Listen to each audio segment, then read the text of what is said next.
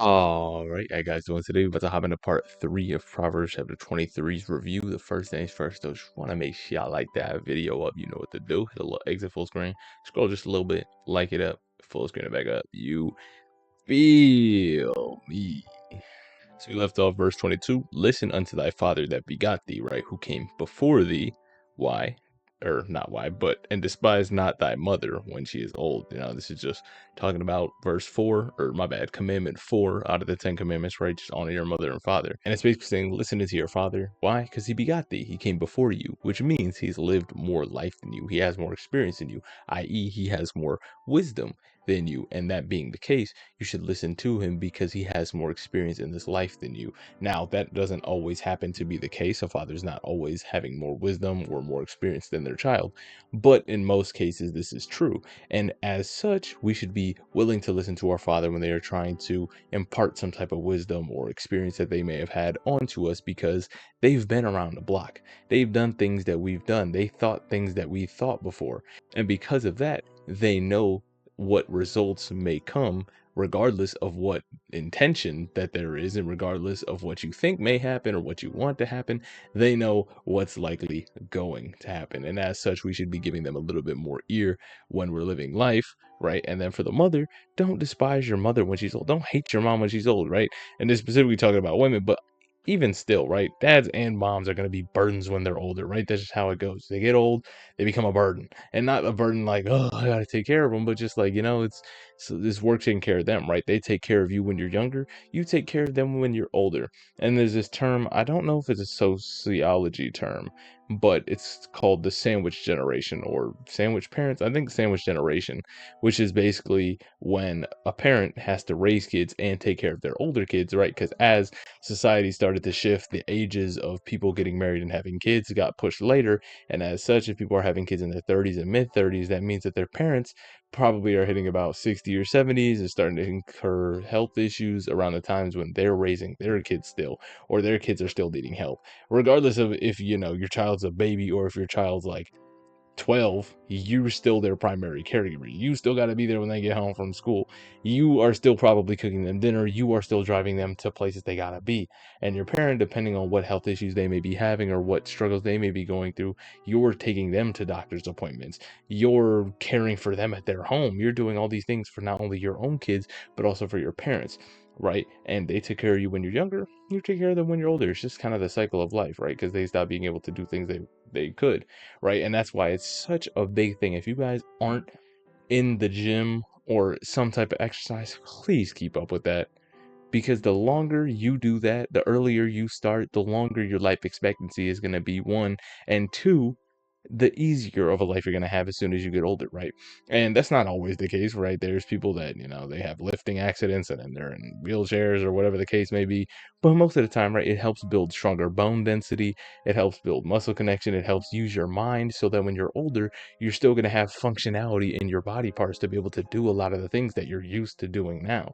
Because I know for me, one of the biggest fears about getting old is I don't want to have to be a burden. And two, I don't want to have somebody else bathing and wiping me. Like, I want to be able to do that myself. If I can't do that, that's the point where I gotta go. If I can't bathe and wipe myself, I gotta go. Because there ain't no way I'm gonna be bent over talking about something. And I'm getting a bit too graphic. I understand that, but like, what I'm saying, that's the point where I'm holding more L's than I am W's, right? I don't care about seeing my great grandkids. Do me the ultimate favor and let me see him in heaven, right? Just let me go. Let me go. Anyway, verse 23, buy truth and don't sell it. Wisdom and instruction and understanding. And looking at the commentary here, we can see that we are supposed to have the mentality that we are willing to gain truth and the wisdom for the cost instead of willing to forsake it for a profit, right? And so often nowadays we see people who are willing to, this doesn't necessarily mean monetary profit, right? Because it just says gain this wisdom and truth at a cost, right? And that cost is, as Jesus Christ said, persecution, right? We're going to be persecuted. We're going to be hated. Trials and tribulations are going to come upon us, but we have the grace of God to help us through it, right?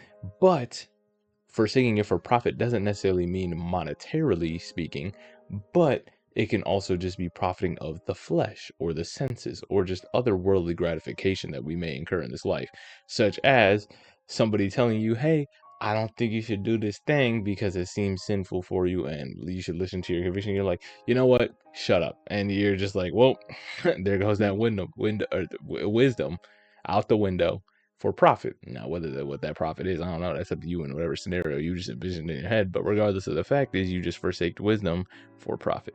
And selling it and buying it is more just a physical representation that we may envision in our minds of, hey, I got wisdom. Don't give it away, i.e., don't lose it. Don't push it away for the gain of something else, right? We can see that in our head. Gain wisdom.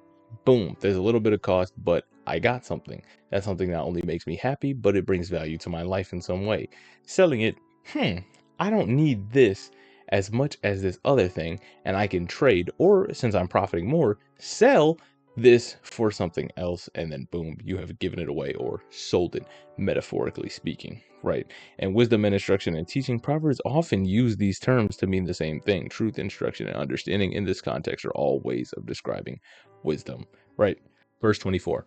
Father of righteousness shall greatly rejoice, and he that begets a wise child shall have joy of him.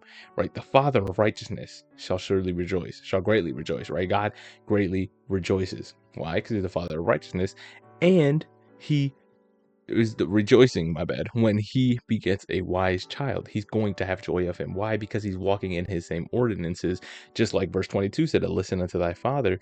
Why would a father not be happy when a child listens to them? It's literally in our nature. The way that God constructed humans in his own image, right? We can see from the first human to the last human, there was instructions given, and things work out when you listen to him versus when you don't.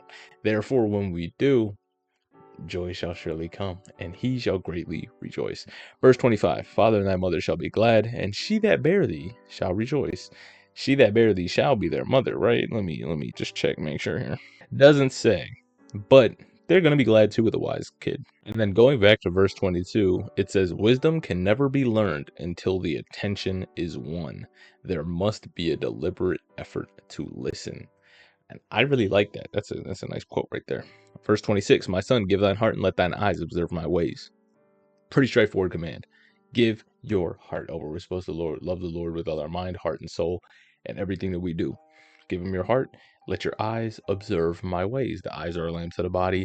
Let them see the ways. Let them see the word. Let them see everything that's necessary. And keep on rocking from there. Verse 27, for a whore is a deep ditch, and a strange woman is a narrow pit, i.e., it's a trap. And I ain't talking about a trap. I mean a trap, right? These things, it's a deep ditch. You can fall in there. You can break a leg. You can die, right? Death.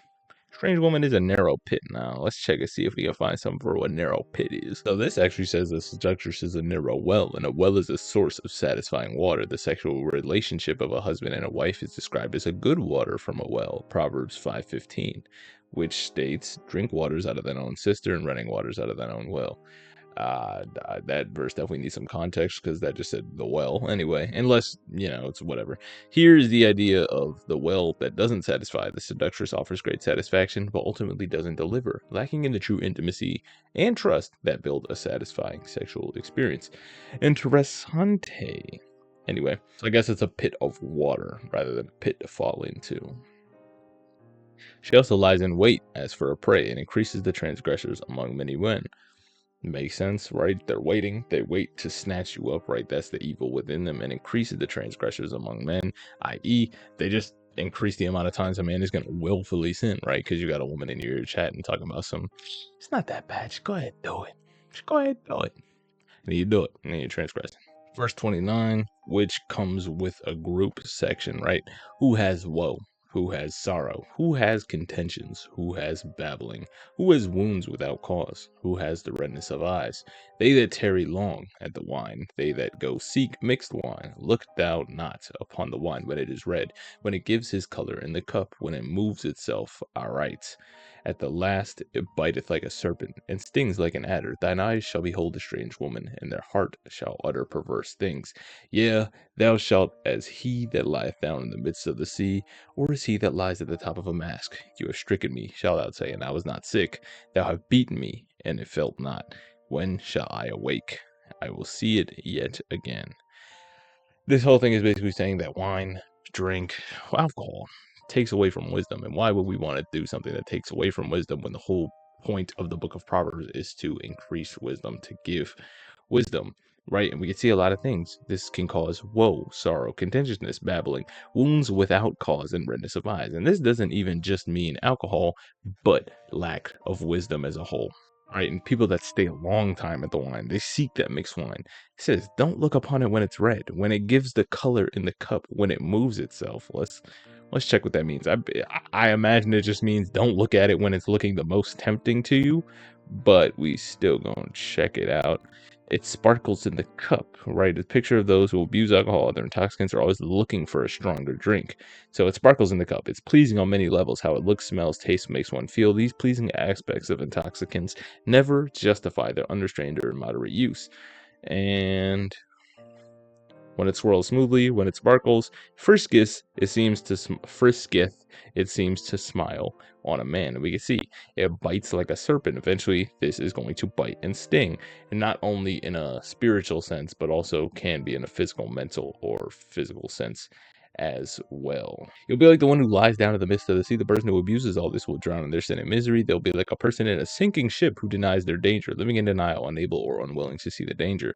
Struck me, but I was not hurt. Their only thought is, man, I'm looking for another drink. Who's got it? Pull it up. You know what I'm saying? One who lies at the top of the mast escalates his giddiness and danger by comparing him to one sleeping in the crow's nest on top of the rigging where the ship's rocking is the greatest. Not only that, but that's the highest point of the ship. They're the people that are supposed to warn everybody else when there's an issue.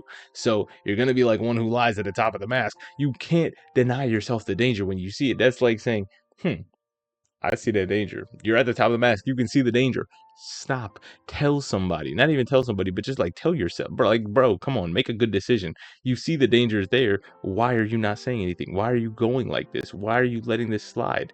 It's not right. Make a better choice, right? We can see they struck me, but I wasn't hurt. They beat me. I didn't feel it. When will I wake up? I'm gonna seek more wine, right? They try to talk about the positives. They hit me.